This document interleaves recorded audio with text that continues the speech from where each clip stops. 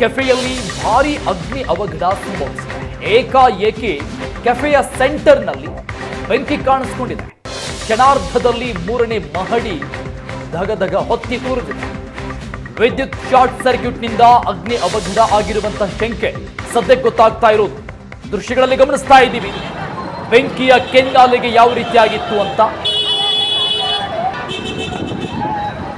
ಕಲಬುರಗಿಯಲ್ಲಿ ಆದಂತಹ ಅವಘಡ ಇತ್ತು, ಬೆಂಕಿ ಅವಘಡ. ಕಲಬುರಗಿ ನಗರದಲ್ಲಿದ್ದಂತಹ ಕೆಫೆಯಲ್ಲಿ ಆಕಸ್ಮಿಕವಾಗಿ ಅಗ್ನಿ ಅವಘಡ ಸಂಭವಿಸಿದೆ. ಆ ಬಿಲ್ಡಿಂಗ್ನ 3ನೇ ಫ್ಲೋರ್ನಲ್ಲಿ ಬೆಂಕಿ ಅವಘಡ ಕಾಣಿಸಿದೆ.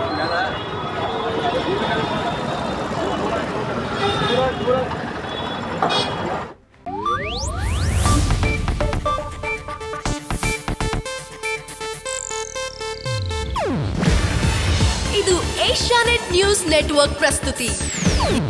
ನೀವು ನೋಡ್ತಿದ್ದೀರಾ ಏಷ್ಯಾನೆಟ್ ಸುವರ್ಣ ನ್ಯೂಸ್.